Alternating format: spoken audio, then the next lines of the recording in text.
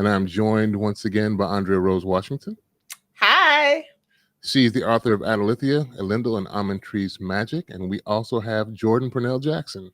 Hey, everybody. Jordan is the graphic illustrator for the graphic novels for Ancient Illumination. He is also the creator, writer, and artist on his own comic, Eve of Insurrection, as well as the illustrator for Jericho's Bane comic. And today we are talking Halo still. We're on episode 4, Homecoming.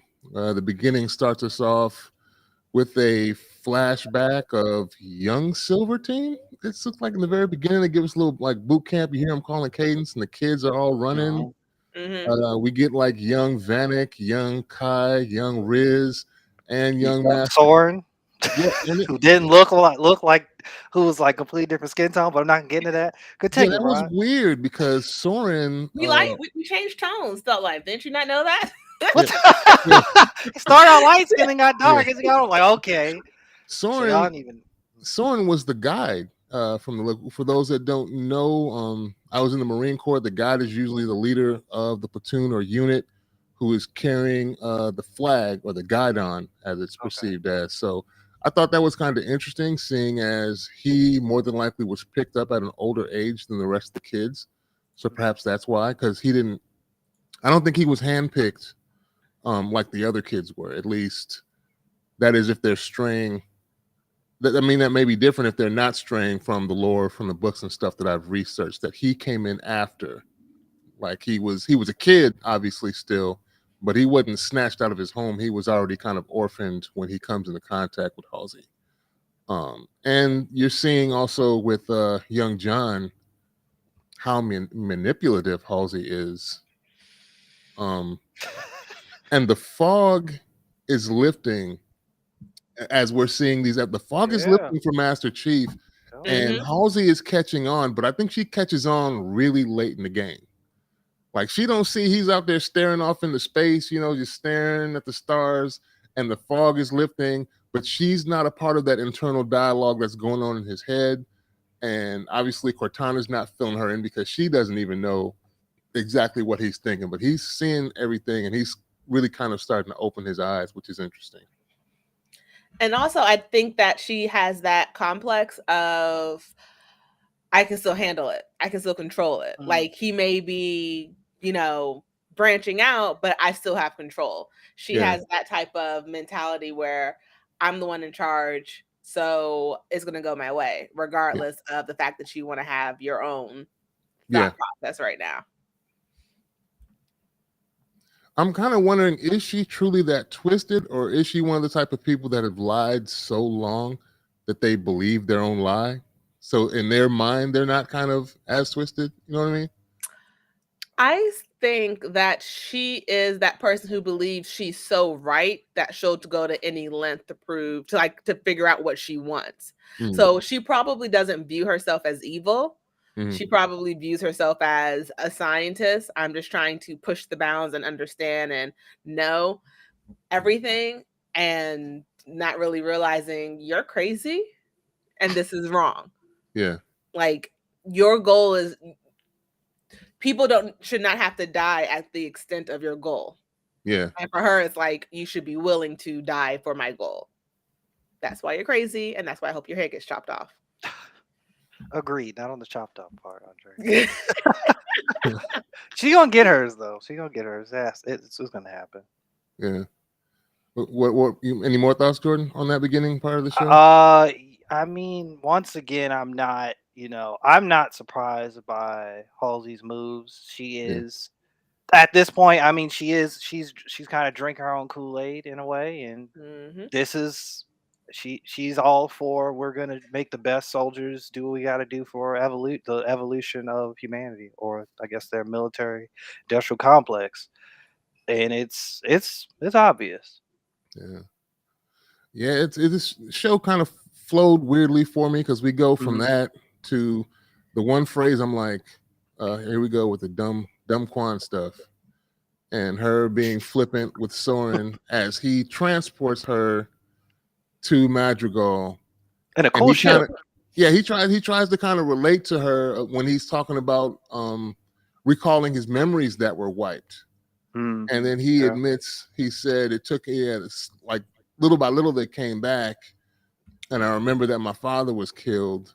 And then he follows that up with, it took me a year or so later to figure out that it was me who killed him, which is a twist away from the story, the real story, because he does attempt to kill him, but he's not the actual person that kills him. His father dies from the same sickness his mother died from later after he ran off to, I don't know, play Rambo in the woods, surviving off bugs and barnacles or whatever he found.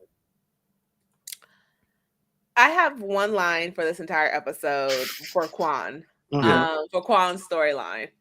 Stop letting kids make decisions. Just stop. You are a grown man. I understand that you may want money or whatever, but let's be honest. There was no smart reason to take her back to that planet at all. No, it was dumb. She has a literal bounty on her head. It wasn't even like she was the beloved princess of the world and like an evil guy's in charge and then the people are going to protect her. No, she was already a rebel. They were already on the fringe. You don't even know if she has the money. You don't even know if she has protection. Yeah. People were literally running from her because they were too afraid to talk to her. Yeah. You were the grown up. Knock the little girl out. Put her in stasis. I don't care. Allow her to mourn the death of her people in a safe environment away from the planet that's full of people who will kill her for the money. Yeah. And that's why I think this is kind of the pacing of the show gets a little weird, and the jumps back and forth here are a bit jarring because then we hop. There's no conclusion to that yet, and we hop right back to like one of our favorite parts. We see the Spartans again, and we see that Kai now has popped her emotion pellet out of her back. Yep. And you don't. How did you feel about that, Andrea? What was that look? She's going crazy. Yeah. Kai is giving me crazy eyes. It's her face. And it's her eyes. She's giving me crazy eyes. Like her eyes are giving me crazy eyes. If it was one of the other Spartans who took out their pellet chips, I may be like their emotional pellet. I would definitely be like, okay, this is a little okay. Let's see what's happening with this. But she's giving me, I want to be like Master Chief, like she does. And I see that. And it's like I want to be him. So I need to do everything he's doing and not like, oh, he's a mentor, which is like a healthy version of like, she is like trying to, it's crazy. She's going crazy. She's giving me crazy eyes. Every scene that she was in, even with the hair and she's with the dyeing her hair, part of her. We got to talk about that a little later, but yeah. She's giving me crazy eyes and it needs to stop because it's not healthy. No, I was happy to see you run from. Oh my gosh. I was just happy to see that like one of the other Spartans followed suit. I'm like, oh yay. Somebody else took their chip out. Everybody else will get their chip out? And you know what the funny thing is right after she pops her pellet, is it just me or did Riz 028 seem concerned? Because when she asked her, she says, are you okay? She didn't say, are you good to go?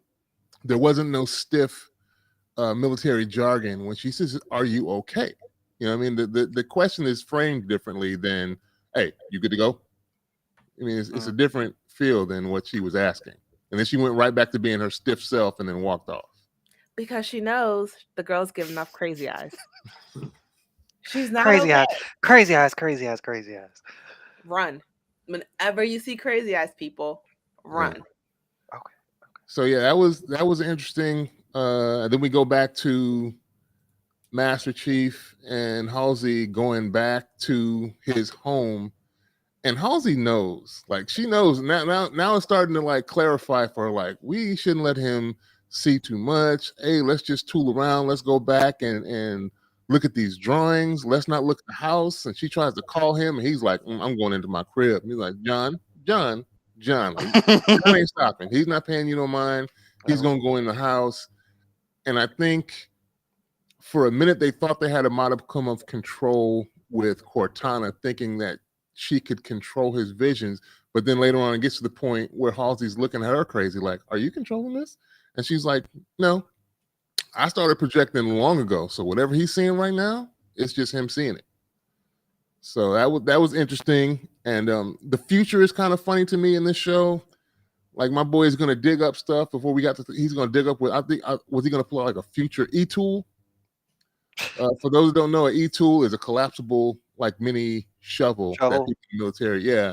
So I'm like, why is this man in whatever this year it is physically digging up the box where he knows is buried? And they don't have nothing futuristic. They could just be real. I mean, they still driving around in those kind of somewhat modern or futuristic like Chevys and the Warthogs. The Warthog, yeah. They're not even like that's why I get confused. Like I can't be too mad at Halo because for like it not feeling futuristic enough because if I've seen the vehicles and I'm like, all right, they have that. Do they have hovering tanks? Do they have hovering tanks? The Covenant do. The Covenant had hovering tanks. Yeah, no, but the Scorpion and the tanks that the UNSC have are on the actual ground. So when I play Halo, I'm like, all right, should be futuristic, but they still have these very modern aspects. So seeing this in the TV series, I don't take it so hard. Like, this truck looks like it's from 2020. Like, this doesn't look futuristic enough. I mean, it's what it is. Anybody else waiting on Halsey's assistant to try and like cyber creep on Cortana since the physical body is now gone? No, I'm waiting for him to do it to Halsey. I don't think it was Cortana he was attracted to. I think it was Halsey. Because the way that he even still looks at her and like talks and acts around her, he's giving off crazy eyes. He's like, I love her. I'll do whatever she wants me to do. And what his would you is like the unhealthy. To do, my sweet? Like his is the very unhealthy attachment. Like I want to be you or in you, and as in you, I mean like under your skin. Like like crazy people. And Halsey doesn't see it because she's a megalomaniac. Yeah. Then, of course, we get, unfortunately, more Dumb Quan stuff and weird Vishnu. We get Vishnu cheeks later on that nobody asked for. What? You didn't even have to bring it up if it wasn't so important, Rob. But now you brought it. We got Vishnu cheeks. Like Quan is finding out, like, lady, the resistance is gone, and they sold her out, the fam. Yeah, and you can't tell me nobody saw a possible ambush at the funeral of the dead leader of the resistance on the planet. I feel like they knew they were in on it. They were like, the moment she said something and brought attention, and who was Quan talking to? Was that her? Was that no? It was one of his generals that were left. The last general. Yeah, she gave me. I sold y'all out by. I mean, she kind of. And that's what she kind of intimated when she was like, "You're all traitors." He's like, "Imagine that. Everybody got killed, but you." Right. Like, how much did they pay you off to let you remain standing while everybody else is gone? And like, I was like, this is crazy that nobody figured like, I'm gonna come back to the memorial we're gonna have for your pops tonight, and we'll talk to you there. I'm like, no, I'm not showing up for that. Well, Quan's a kid. She didn't see it coming. You don't let kids make decisions, especially emotional people. Like, this is why they always say when someone dies, you don't make any big emotional like decisions, or if you break up with someone, you don't make any rash, permanent decisions or important decisions. You don't move. You don't break up with people. You don't start a new job when you're going through something emotional because you're not thinking straight. Why is he letting Quan dictate where they're going? You are Soren. You start off as an outcast. You became the leader of that group. People looked to you because of your leadership skills. That means you are a very smart guy. You have your own asteroid. You made a point to say you had your own asteroid. You're a smart man. You are making all the dumb decisions. And you keep saying, well, I promised John to keep you safe. You're not doing anything to keep her safe. I'm still mad my boy's running around with a revolver. You don't like his gold revolver? No, it's gold like Colt 45 he's running around with. I'm like, come on, I think man. It's cool. I think it's cool. It looks like a Call of Duty skin gun. Oh, it does. It does. You should keep that at home. You not bring it with you because it's something you look at and that's something you use in the future. Like you take it out and have son, this is how you talk and practice. Yeah. If you were on vacation, I could see you having it because you want to shoot an actual tree with like a bullet, whatever. But you don't use that in a firefight. Yeah, my boy is just following her around, and he got his ship scrapped. He's stuck now. Yeah, they did him dirty like they did Mando. Took the ship apart. Stripped his ship. He's stuck now. Homie's talking about, yeah, I'll take you to the nearest transport, 200 miles in the desert. Then he used his gold-plated pistol to hold him up and steal his helmet. Yeah, robs him of his helmet. Let me come up off that bike. That look was fun. That look was hilarious, though. Yeah, I'll be taking the bike too, and he like, right. that's what I love about Soren. He's still a pirate at the end of the day, and he's like, he's a dumb pirate. Yeah. Everybody's in the show is dumb. Everyone's in They're the show making is dumb decisions. Dumb decisions. Soren, you have a wife and a kid. This little girl ain't worth it. She ain't worth losing everything you built because she misses her dad. I'm sorry. I get it. I know, but you're making dumb decisions. And she clearly you are not 13. You're 13. What do you expect to do? Like, tell her the hard truth. Sit her butt down and tell her the hard truth. Everybody's been telling her the hard truth. She ain't listening. No. They have not sat there and made her cry. That like they need to make that girl cry with the hard truth. I mean, Auntie told him they was broke. What about the family money? We don't got no family money. Yeah, it was like what was that movie with Samuel L. Jackson? Was it Do the Right Thing? No, that wasn't Do the Right Thing. Jungle Fever, when he was a crackhead. And she's like, where's the TV? He's like, oh, damn it, mama, I smoked the TV. There ain't no TV. She's like, ain't no family money. We ain't got no money to get people. That's a wrap. And when the money was gone, the people were gone. So what do you want? Well, they need to break her spirit. It sounds horrible, but like they need to like inform her to the point where she's crying and like has no hope for another decision because she's making dumb decisions because she thinks everything her father built is still there. And every time she turns around, she hasn't given up hope yet. She needs to, because until she gives up hope, which sounds really awful, she's not going to ever make a smart decision. Right now, she's too focused on revenge. She needs to regroup. She needs to come back. She needs to make an actual plan. She needs to grow up to where she can actually, her brain is not done forming. Quan, stop making dumb decisions. And this entire episode, I was like, why are we listening to a child? Why are we listening? I cannot. I seriously don't think that epiphany is ever coming because I can understand that she didn't want to listen to Master Chief. She didn't want to listen to Soren because those people aren't part of her clique. They're not from Madrigal. They weren't part of the resistance. They got their own things going. But now her own people, like more than one, has told her, like, it's a wrap. People are looking for you. I'm gonna get you off planet because it's not safe. There is no resistance.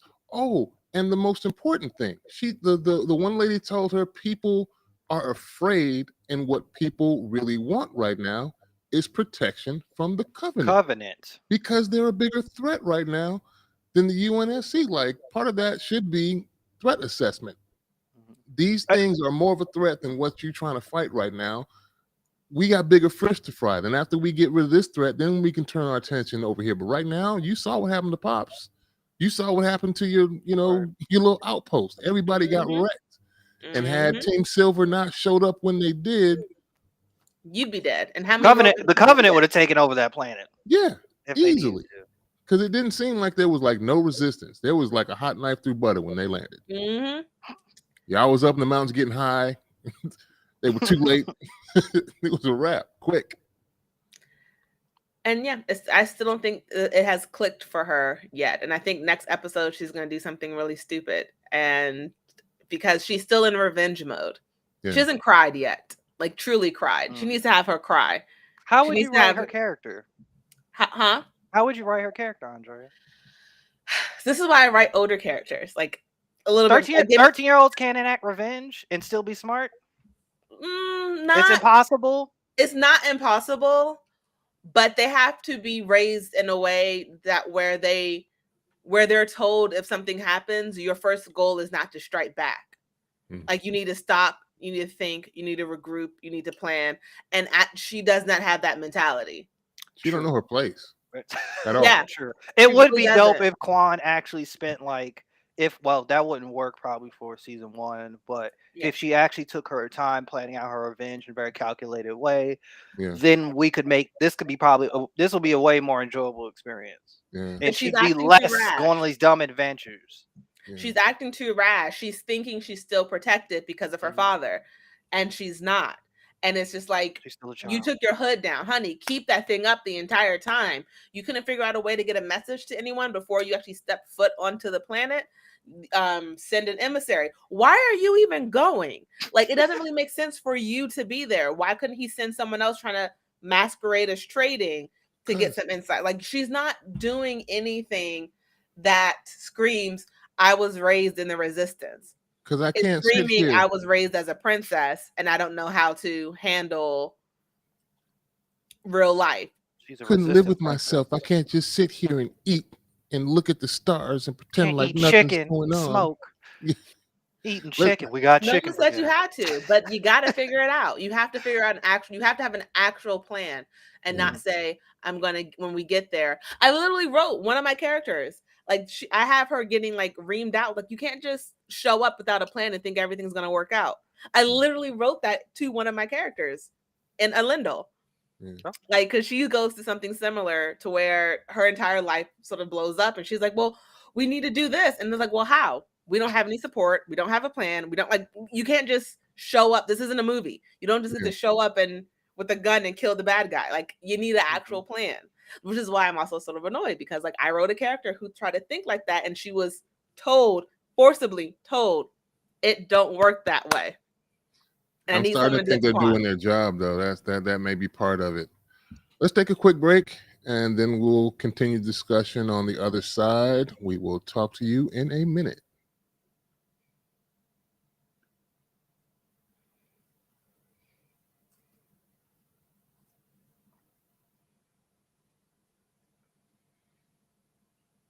And welcome back to the second half of the Askari Cast. My name is Rod Van Blake. I am joined once again by Jordan Purnell Jackson. Hey, everybody. And Andrea Rose Washington. Hi. We are continuing our discussion of episode 4, Homecoming, of the Halo show on Paramount Plus. We left off talking about more Dumb Quan stuff, and after that little section, we are seeing, or they show us Kai. I'm like, is she dyeing her hair with CLP? Basically, gun lubricant that was like reddish. Like you could see her cleaning her rifle in, like, I guess whatever the barracks is, or what, wherever the UNSC has the Spartans housed. She has a cloth and she rubs this residue off the cloth, and you see this like almost pinkish maroon goop. And then she gets some and goes, you know what? I think this might make some good hair dye. And then you see her walk over to the mirror and just start glomming her gun lubricant in her hair, and then magically it like dries really quickly and she ties it back into a bun. That was just like really, that was a weird, I understand what they were doing. Yeah. Visually showing that the character is becoming more of an individual now, but that was just really weird to me. Crazy eyes, they're watching you. You also know who you know who else has brunette hair? Master Chief. Crazy. Well, he's brown. Hair. She just made her hair a little reddish. It's still a little unique. And then they're testing, I guess Miranda Keyes now is trying to test the artifact on the other Spartans. And it's obvious that even with helmet on, one of them's kind of off. And she can kind of tell because she keeps asking Kai if she's all right. She's like, yep, 100%. Ma'am, tip top, ma'am. She's like, something's not right with this one. Why don't you take your helmet off, come in here and touch on this artifact? Everybody else is still all stoic. And that was a funny line when she's like, let's see what makes Master Chief so special. And Vanek doesn't even miss a beat. He's like, that's Chief. like no explanation needed. There's nothing more to be said, fool. You know what it is. Like, and that was good enough for him, and everybody else just like, no one offers up any answers to it. And then Miranda's looking lost, like, oh, okay. It's like touch the artifact, I guess. I don't know, see what's in there. Try the other hand, see if that works. And nothing happens. So it was kind of a funny interaction between Miranda Keyes we're getting some kind of relationship building with them, and she tries to test the artifact on the other Spartans, of course, while Halsey is off on another mission. So she's got the artifact all to herself, and she's trying to gather as much information as possible. And Kai at that moment kind of tells her what's up. Like, she lets Keyes know, like, we are more than what you're giving us credit to. And it's interesting because the weird standoffish or the sentiment that I get from Miranda Keyes is actually from jealousy and not from insensitivity, because she feels like her mama paid them more attention than she paid to her. And she's like, I'm trying to figure out why she liked y'all so much. I thought maybe it was because y'all were more fun, but it couldn't have been, because y'all are not a fun bunch. And then Crazy Eyes comes in and is like, oh yeah, we had fun all the time. We even had pets. Oh, not this story. Was it Vanek had a pig? His name was Ivan. Yeah, Ivan the Terrible. Yeah. Riz had a cat or something like that. Kitties. We know where that was gonna go. I kind of knew where that was gonna go. I'm like, y'all the military, y'all had pets for a little experiment. That ain't gonna go well. And if you lost, you had to kill your pet. Yep. Vanek was like, even if they won, still lost the pet. Yeah, Vanek pulled the ball father. He's like, never lost. He's like, I never lost. And she's like, oh, so you got to keep Ivan. She's like, nope. Halsey killed her. It's like, we are Spartans, and Spartans can only be bonded to one another and nobody else. So that kind of spoke, I guess, to the tightness that the unit is supposed to have, and this kind of fervent, almost maniacal loyalty they seem to have towards Master Chief, even though he's doing some questionable things, at least some outwardly that seem questionable. They're unwavering in their loyalty to him. So I already know when push comes to shove, they're gonna rock with him. Mm-hmm. Me too. Yeah, that's gonna happen. Thoughts about that part? I thought it was. I mean, I thought that the kind of like them kind of like diving into their kind of experience and training with their pets was kind of like just a nod to kind of like just their experience and what Halsey had them do, and kind of makes her look like the bad guy even more. So I was just like, okay, she's bad as I expected. Yeah. Let's see where this is gonna go. Yo, what's good, Fred? That's my boy. He was in the Marines with me. Kitchen Sank he was in the same platoon with me at 9th Com Battalion in California. Checking us out. We just talking a little Halo, episode 4. Spoiler alert if you haven't seen it yet, but we're in the second half of talking about that episode. Just got talking about the Spartans and Miranda Keyes kind of building her little relationship with the Spartans.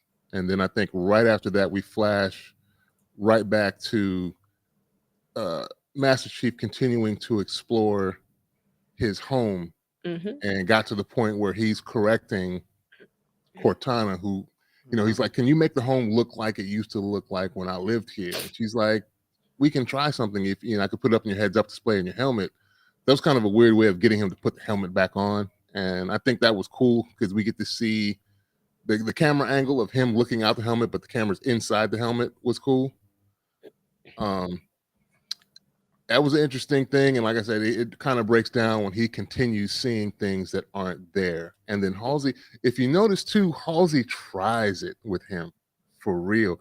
She's starting now, like I said before, she didn't see it coming. Now she knows what's coming and she tries to get ahead of it. If you see her telling some of the visions you see through this whole scenario may not be true to what actually happened. Like basically putting it in his head like he's just making up stuff, or some of these visions are false. So I think she knows it was going to come to a head eventually, because eventually he sees her there. Like, so you playing dumb this whole time. I don't remember everything. My memory is wiped and you playing dumb. So when I saw that, and you can see like when he took the first time inside the house, he takes his helmet off and kind of looks at her funny. I was like, uh-oh. I was in my Kevin Hart voice. It's about to go down. I want him to kill her so badly. And I know it's not going to happen anytime soon, but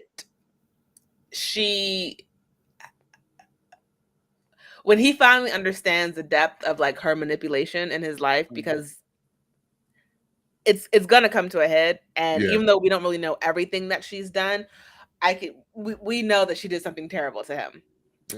We know that's like to get her way. Cause even, the fact that she's working so hard to hide the fact that she knew him as a kid before he joined, the fact that she was on the planet in his home, like you probably killed his parents or had something to do with their death, so that way you could have him because you thought he was special. And in her mind, like I said in the beginning of the episode, she doesn't. It's not that she doesn't know good from evil or good from bad, but like she doesn't think. She thinks what's good is what she wants is what's good, and if someone's against her, they're bad. And not necessarily they're doing a good or bad thing. So she probably knows he's going to interpret what she did as bad, even though she may not view it that way, but she knows it's going to be construed that way. If that makes sense.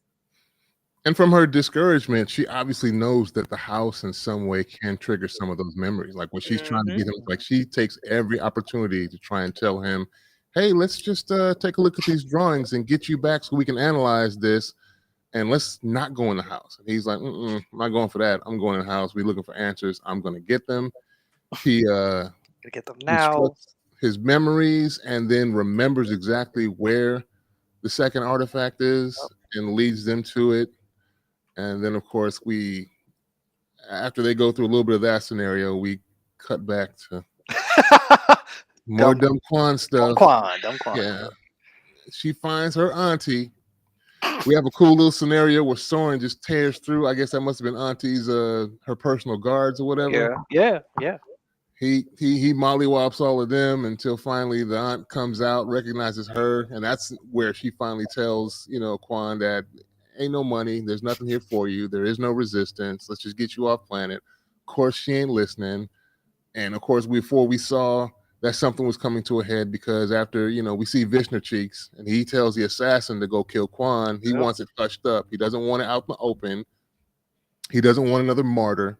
Let's just nip this in the bud now before she grows up and becomes trouble, which is funny that he thinks she's going to grow up and become trouble because she seems to be more trouble for herself than anybody else. I feel like if he just lets it go, she'll end up killing herself because of her dumb decisions. And so she'll be dead by 15. On her quest for revenge. She's not taking the time to actually make a plan or to figure out what's going on or to know who her. She's just not being very smart right now. She thinks it's Field of Dreams right now. If you build it, they will come. They ain't coming. They all gone. They got their money or died. One of the two. That's a wrap. You got these Covenant thing that's coming. That's worse than the UNSC, at least to you. You know what I mean? And the last time I saw the thing standing between you and the Covenant was the UNSNC. So I would sit on her side for now, at least. And like you said, just bide your time, come up with a plan, gather some resources in the meantime, stay out the way. And when it's your opportune time to strike, then you strike. And here's the thing that doesn't make them it makes sense. Here's what I don't understand. She is acting like that guy is the one who killed her father when really it was the Covenant. And so the way that she's reacting is almost it's incorrect because granted, while yes, he is killing members of the resistance, he was not the one to attack your group. No. The people who attacked your group was the Covenant. And yes, you have problems with the UNSC. You have actual real problems with them. I understand that. They were trying to kill you. That is a real problem. But you're not really understanding who your true enemy is at this moment. Because the person who killed your whole family and your group and the resistance and the outpost was the Covenant, Quan. So you're really not even stopping you're letting the anger, the fact that your father's dead and the first people you saw were the USNC and then you just keep making dumb decisions after that part. So it's just like, Quan, you're not focusing on the real issue. The real issue is you need to stop, take a moment, understand you have a bounty on your head, that guy is evil. Maybe being on that planet without any plan is not the right way to go. And everything that she's done on that planet has gone wrong. why do you keep thinking you can trust anyone on that planet? Yeah. Like after like the second betrayal, I would have been like, all right, let's go.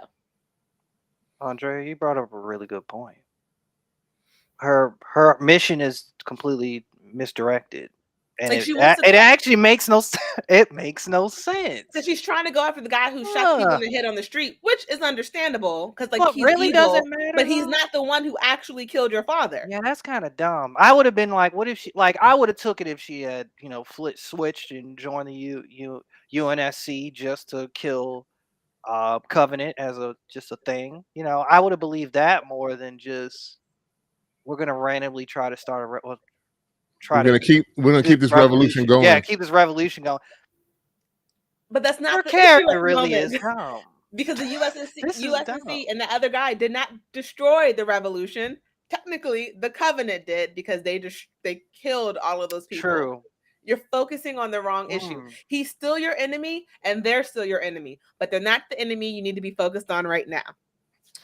Anybody else at the beginning of this episode find Vishnu being weird when he was just walking the streets, being like Mr. Rogers? Hey, how's it going? How's business? What you got there? And everybody looked awkward. All right. It was like weird and awkward. Like this is like, I don't know, like a tyrant running the streets, and now he's being super cool right now out in the open. Just and they hop in some SUV and drive off. That was just kind of weird. Yeah, the way he was acting at the beginning. Yeah, her focus is all off. She needs to sit back and calculate some things before she can. And there is no movement currently. She's the only one done. Everybody is either snitching on her or they done gave up. They're all like, we're gonna rob the place, and they're like, hey, come out the bushes. They caught us. Like, who's we? They ain't catch us. They caught you. Like, but nobody's saying they're ready to sign up for this revolution that she's trying to perpetuate, and everybody is trying to tell her that it's over. That's the wrap. We got something else to worry about right now. She is ignoring all of those signs, no matter who it's coming from. Her own family been telling her. Mm-hmm. And then we get the assassin that comes through. Kills auntie. Yeah, after she's still not listening to her aunt, and then she stops and says, oh, what was that? Right, yeah, here's something. And we all know where that's gonna go. Yeah. Assassin. All I know is that Soren better not die for this girl. He better not die for this girl. Yeah, I'm gonna be mad if he's that. I'm gonna say it. I'd be mad if he's the one black guy. He's like, yeah, I'm gonna die for this. He better not. You better not do this. Stupid little girl. Better not do this. A stupid character. You have a wife and a son at home that need you. I don't care that you promised John. John sit there and betrayed you. He has not been your friend. He only came to see you when he needed help, and then immediately went back to the people after you basically have proven to him that you were right and that they lied to you your entire life. Soren, I just think it's funny. The whole plan was to take her to Soren so she could stay out the way, and then she convinced him to go right back in the way. Like, as soon as he left, there was a wrap. She was on her way. She was either going to steal. What, knocked her out and left her on a planet? Or left her on an asteroid? Yeah. I would have turned her in. Damn. And then the thing is, if I'm she a pirate. wanted to escape, let her escape and go and get herself killed. Because she's only gonna learn when she's gonna get very close to death, and like she's gonna be hurt. She's gonna be, that guy's gonna have fun with her, like he's gonna torture her, it's gonna be awful, and then she's gonna learn and grow up. Like she's that hard-headed of a character that she's not gonna learn that something horrible happens to her. An interesting storyline there. And yes, you're right. He is looking for that money. And it's stupid because when you make dumb decisions for money, dumb things happen. You lost your favorite ship. You're stranded on a planet with someone who has a bounty on her head, and you're away from your wife and kid, all for a dumb little girl. When it was obvious that he wasn't immediately getting paid, it's probably when I'd have been out. And then I'd have left her there. And then when John came looking for, hey, what happened to Quan? Power to the people. I don't know what we free over here. We liberated. She wanted to be part of the revolution. Sorry. She left. What do you mean she left? She left. I told you protect her. I tried. She left. My protection extends to this asteroid belt here. When you leave out of the envelope of this asteroid belt, I can't help you. This is where my power lies. You know what I'm saying? I'm not leaving my humble abode here with all my people and network. Alien hand and all. Even waving that alien hand at him. Yeah, whatever. It's like constantly throwing up the West Side sign with that hand. It's all mangled together.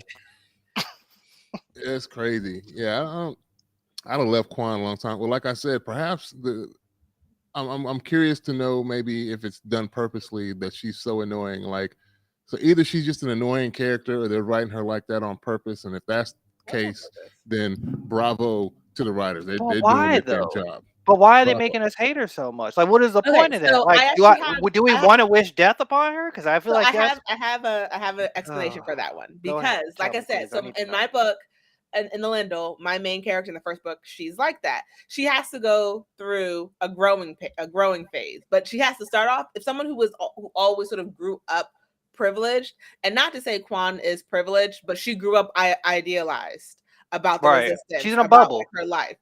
She grew up in a protective, quote unquote, bubble. Mm-hmm. She thinks that because everything worked out, everything's always going to work out, because she just saw the end result of what her father did. But she's not in that day-to-day meetings. She doesn't understand all of that stuff. True. So when everything hits the fan, in her mind, oh, well, we'll just pick up where my father left off.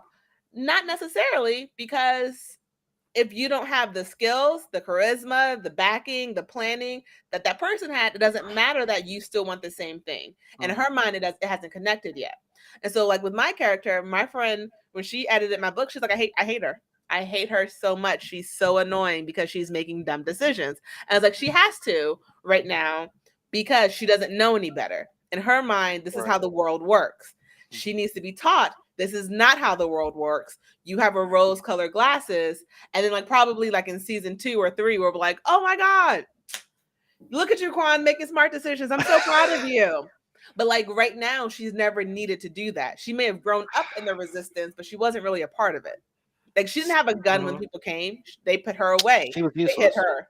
She wasn't one of the fighters. So she doesn't really have the knowledge. So she needs to grow up. That's the other thing. Is she's not. I'd understand more if she was I was raised, I was built for this. I'm this super badass fighter that can do all this stuff myself. She's not. You have to get her to those people, and she just wants to be the face of it, basically. Mm-hmm. I am the heir to this movement, and we're going to keep it moving along. It doesn't mean I can actually do anything to further this purpose that I'm here for, or that I say that I'm here for. You all need to do it. She doesn't have any of these resources herself. She ain't got no money. She doesn't have the backing of the people. They're not swarming to her aid. She's having to seek all this stuff out, and in the process, she's putting other people at risk for it. She done got her aunt killed. She done got Soren's ship took and scrapped now. He's stranded on planet having to deal with this. It's going to be a whole... She's not going to learn. I could see her dying, and at the last breath, and be like, Papa, I did it for you. And that's like that didn't do nothing. So congratulations, you played yourself. Yeah, she doesn't understand consequences, and so I don't know how they're going to successfully write in a good character arc for her. So I don't see her changing. Horrible has to happen to her. She has to die. I know, but her dad not dying, her almost being killed by the Covenant wasn't enough. Which, when we go back to that, it now because that was more ridiculous. Because that started her on this path. So she needs something else in this process of her trying to get the resistance back, to teach her this is a lot bigger than what you think it is. Yeah. She hasn't gotten there yet. Maybe, hopefully, after this episode or next episode, she might get to that point where she finally learns this is not as easy as you think it is. Yeah. Fred, I hope you're right. I hope he won't. Me too. I don't know if Quan makes it that far. I feel Soren takes over due to her death and feeling obligated to John to continue the cause. I hope you're right about that. But because of how featured she was in the promotional material that we got, I don't think Quan going nowhere. She's going to be. I wish she could just die. I don't think she's going anywhere. Or she needs to do it. Maybe they probably should have started her character off different, showing that she had hand-to-hand combat skills, she could fight. Then this would have been fine. Yeah, probably. or literally, that's all it took. Have her be an unwilling prisoner of the UNSC and just having to watch. If you gave her that kind of arc where she's just watching what the Spartans and the UNSC Marines do, and she's just sitting in the background, and you don't know, she's mentally memorizing all the tactics and fighting and this and that. Oh, I just saw Kai break down that sniper rifle. Now, after watching it so many times, she finds that she can actually do it in reality. That would have been a really cool arc. But no, they just, she escapes because we wanted to let her go and do this weird thing with Master Chief. And so now she's off on her own tales and misadventures. She needs her growth. She needs a scene where that kickstarts her growth and her understanding that she doesn't know what's going on. Yeah. And she hasn't had that. And I don't know if we're going to get that. She watched her aunt die. She watched her aunt die. Doesn't matter. She watched her dad die and she's still an idiot. This is so she don't care. That wasn't enough. Sorry, y'all really help me understand how stupid she is. This is I knew she was stupid, but it's like I'm starting to really get into. And the reason I connect with it is because I literally wrote my character like this, but for the fact that I knew I'm going to give her an arc to where she's going to like grow up and understand and learn. But like, because she's going to hit a hard moment where she realizes, oh crap, I actually don't know what's going on. And Quan hasn't hit that moment of, oh crap, I don't know. I'm not prepared. I can't be faced. It's like, when mom and pop businesses go out of business because the son took over and didn't know what he was doing. Who does that nowadays? Who does that nowadays? That's hilarious. That's character building. Exactly. That's what we're trying to get out of this she's show. She's in all 9 episodes. So she's going to be around. I don't think it's going to happen this season where we actually start to like her. No. Well, thank you guys for chopping it up with me about this show, and thank you, Kitchen Sank, aka Fred. What do you have to say? The daughter, her speech about her mom at the end. What's her face? When she's you might be a glitch. Yeah, and she doesn't talk anything. If I know anything about Dr. Halsey, she doesn't tolerate glitches. Yeah. That specifically that line and the whole scene of her cutting back and forth. I was like, that was very profound. And before that, Kai mentioning the fact that you don't have access to the HUD data. Like they should be translating these Covenant phrases from long ago. If you had the Covenant data, I mean the HUD data from the helmets, there's their version of the body cam. They should have all this recorded and cataloged somewhere. But I think that's it for this one. I appreciate y'all chopping it up. Of course. Quan, they say some people don't believe fat meat is greasy. Quan is those people. She's people. She don't believe fat meat is greasy, and I don't think she's going to get it. No. Fred, thank you for coming out, and the other 3 or 4 of y'all that were on the live with us today. Appreciate you taking time out of your day to chop it up with us and hear about these things. Don't forget to check out Trekkie and Beyond, a Star Trek podcast. Discovery with us. Yes, with Andrea Rose Washington, Monica Pinkett, as they go through the Discovery show, also on Paramount Plus. You can catch the audio, which will be uploaded to Anchor, which then disperses the audio from this podcast to Google, Apple Podcasts, and all the other places where podcasts are available. Yes, love, peace, and chicken grease. Got it. We will holler at y'all next week. Peace. Peace.